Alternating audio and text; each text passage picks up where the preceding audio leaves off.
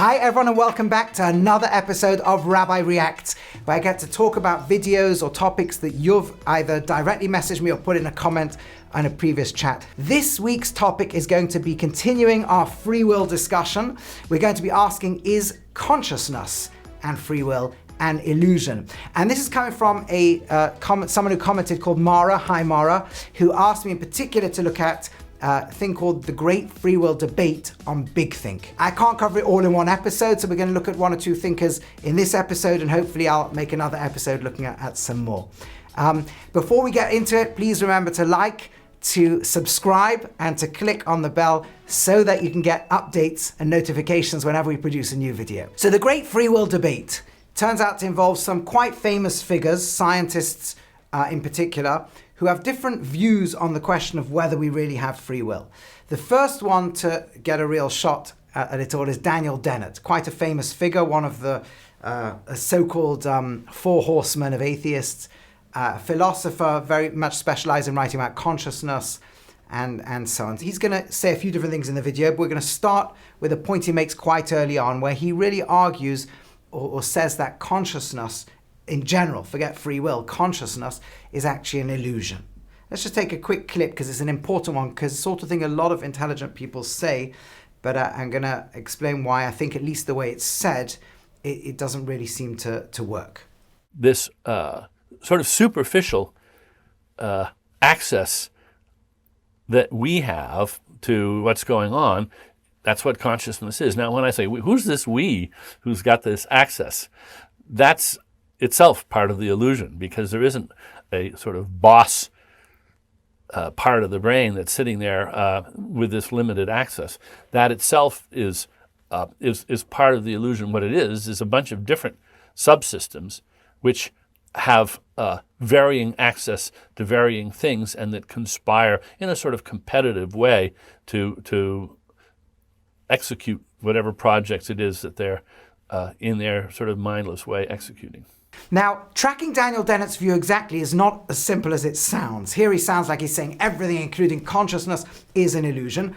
Elsewhere, later on in the video, he'll actually say he doesn't like it when people don't talk about free will. And how you reconcile those two is quite an important piece, which maybe I'll talk about in a different video. But here he's certainly saying something about consciousness seems to be an illusion, right? Now, let's first of all deal with what can't be correct. To say consciousness itself is an illusion has to be nonsense, because who's being fooled?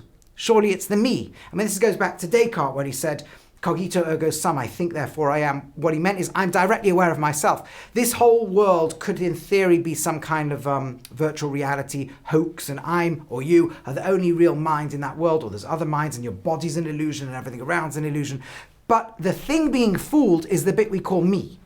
That definitely exists. There's definitely a me who might be fooled or might not be fooled. So it's not that consciousness is an illusion. I am clearly conscious. What I think Dennett really does argue is that the sense that this me that's really in control, that boss thing he says, is the illusion. Now let's even go along with what Dennett is arguing just for a brief moment.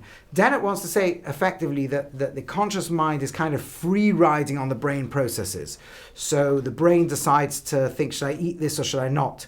And the mind feels, I should, no I shouldn't, right? But it's really the brain just doing all the decisions, and the mind just thinks it's making the decisions.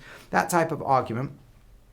So on that point though, there's clearly a point, according to this view, in the brain that gets all these decisions and then shoots the output, right? And in the self, that's the bit that we call the self. That's clearly not an illusion either. There's clearly either some part of the mind or some part of the brain that is the boss, right?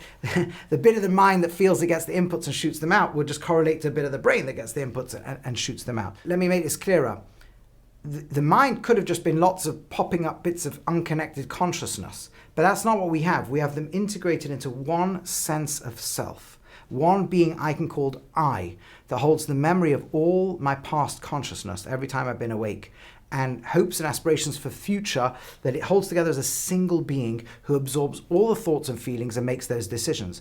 So if there really is only brain processor, there's something in the brain that holds everything together into an integrated self that makes decisions, or at least, on some level takes those inputs and decides. So what he must mean by the illusion, and what I think he means, is something which I think a lot of other thinkers, we're going to look at Steven Pinker in a moment, call the illusion, which is some sense of the self or mind being some wispy extra substance that kind of adds onto the brain. And I want to take us straight to Steven Pinker, right, a brilliant neuroscientist from Harvard, who pretty much makes exactly this point. I don't believe there's such a thing as free will in the sense of a ghost in the machine, a spirit or soul that somehow reads the TV screen of the senses and pushes buttons and pulls levers of behavior. There's no sense that we can make of that. So Steven Pinker put it extremely clearly, right? People who argue consciousness is an illusion will typically mean there isn't this extra element added to the brain, this wispy, ghostly, whatever it is, coming in from the outside, that is that Descartes himself and others thought when they talked about dualism. There's kind of the physical processes and a wispy, ghostly thing that comes in, a soul or something that makes decisions. Now, in Judaism, we do talk about a soul a lot. But I think it's really important to understand that I don't think classical Jewish texts, or at least certainly a huge number of them, do not mean any wispy, ghostly thing that enters anywhere. A classical point on this, perhaps the most famous philosopher of Kabbalah, was Rabbi Moshe Chaim Luzzatto, who writes lots of books on the philosophical model of the Kabbalah back in the 17th century. And he talks about the fact that every substance, everything in the world, comes from the same fundamental concealment and revelation of God. Whether we call it soul or body or everything, it's just from different permutations of them. In fact, there's a fantastic source, relatively recent, like about 100 or so years ago, known as the Leshem, one of the great, Kabbalistic from the Lithuanian tradition writers, who points out much older sources that everything, when we speak about soul, everything in this world has soul, or what we mean by soul in Jewish terms. What I mean by everything, this table, chair, everything. Why? Because soul is not some mysterious, wispy thing. Soul is the idea that everything is God's thoughts, thinking the whole thing into existence. And we talk about different levels of the soul, meaning different levels of revelation of God. So we talk about, for example, a table or inanimate object having a certain low level of soul called nefesh. What that means is that it might reveal God's will on a very limited level. But a biological organism reveals another level called the ruach, because when things from nature start to form together and produce a living entity that can reproduce and grow and repair and eat and so on, it expresses a much deeper level of God's revelation. So it expresses more soul. Then you get to the level of consciousness. Animals that can kind of seem to exhibit some kind of consciousness. And we call that already a higher level, like an neshama, some kind of extra soul, which means the extra manifestation or extra portal into a God's will view of a unified, integrated creation. Then we get to the human with exceptionally complex social behavior. We use language as a classical example, where millions of humans can interact and share wisdom and share thoughts together. And that we call a higher level, maybe chaya is the Hebrew word for it. And then you get to the ability to live God's will and vision, and that's an even higher level. All that's happening is at each level of organization, things are coming together and producing new properties. And those new properties are said to have more soul to them in as much as they express even more the will of God. So from that perspective, the body, the brain coming together to produce this conscious state that even in an animal is a certain level of revelation. To produce it with the power the human brain has in terms of consciousness, awareness of awareness, ability to think what's going on in your head and my head, ability to visualize a different future of humanity, ability to connect the idea there might be a creator of the universe and connect to that creator, ability to fundamentally override instincts, all the things we package in the terms of high consciousness, free will, soul. It doesn't mean anything about wispy substances entering into the head. And it's really fascinating, actually, as Pinker goes on, he kind of describes even a very low level of what we call free will and seems to say, yeah, you could call that free will, just you can't have this wispy extra substance, this ghostly thing. And here's the quote. We also know that that brain is set up so that there are at least two kinds of behavior. There's what happens when I shine a light in your eye and your iris contracts, or I hit your knee with a hammer and your leg jerks upward. We also know that there's a part of the brain that does things like choose what to have for dinner, whether to order chocolate or vanilla ice cream, how to move the next chess piece, whether to pick up the paper or put it down. That is very different from your iris closing when I shine a light in your eye.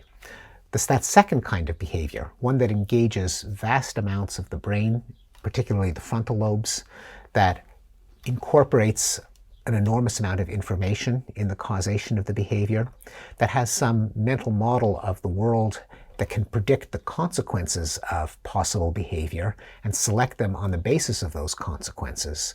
All of those things carve out the realm of behavior that we call free will, which it is useful to distinguish from brute involuntary reflexes, but which doesn't necessarily have to involve some mysterious soul. So again, this point can't be made too often enough. It seems to me, the more you listen to neuroscientists and others saying we don't have consciousness, we don't have free will, we don't have, they mean we don't have soul by meaning some wispy extra substance that enters. And the minute we understand, from a Jewish perspective at least, to my understanding, that's not the claim being made. That's not what soul is or needs to be. Then I think we are free to understand that none of these arguments here are going to tell us that consciousness doesn't exist or free will doesn't exist.